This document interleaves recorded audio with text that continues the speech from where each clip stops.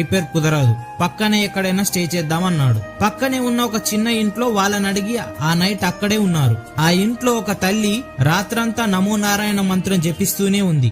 Morning లేచిన తర్వాత ఆ తల్లి ఆ ప్రముఖ వ్యక్తికి టీ ఇచ్చింది. టీ తీసుకొని ఆయన ఇలా అడిగాడు, రాత్రంతా ఏదో మంత్రం జపిస్తున్నావు, ఏంటి తల్లి సమస్య అని.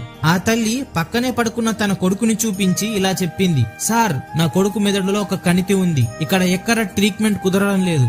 మలేషియాలో ఉన్న ఒక డాక్టర్ మాత్రమే ఆపరేషన్ చేయగలనని చెప్పారు, కానీ అంత డబ్బు మాకిక్కడుంది సార్, అందుకే అంత దేవుడి మీద భారం వేసి ఈ వ్రతం చేస్తున్నాను. డాక్టర్ పేరు చెప్పింది ఆ తల్లి. ఆ పేరు విన్న క్షణమే ఆ ప్రముఖ వ్యక్తి షాక్. ఎందుకంటే ఆ డాక్టర్ అతనే కాబట్టి. ఆయనకి ఒక్కసారి మాట రావడం ఆగిపోయింది. ఏమీ మాట్లాడకుండా లేచి ఆ వెంకటేశ్వర స్వామిని తలుచుకొని ఇలా అన్నాడు, స్వామి, నువ్వే నన్ను ఇక్కడికి పంపావు. నీ లీలలు నిజంగా అమోఘం స్వామి. ఇది యాదృచ్ఛికం కాదు, ఇది దైవ సంకల్పం.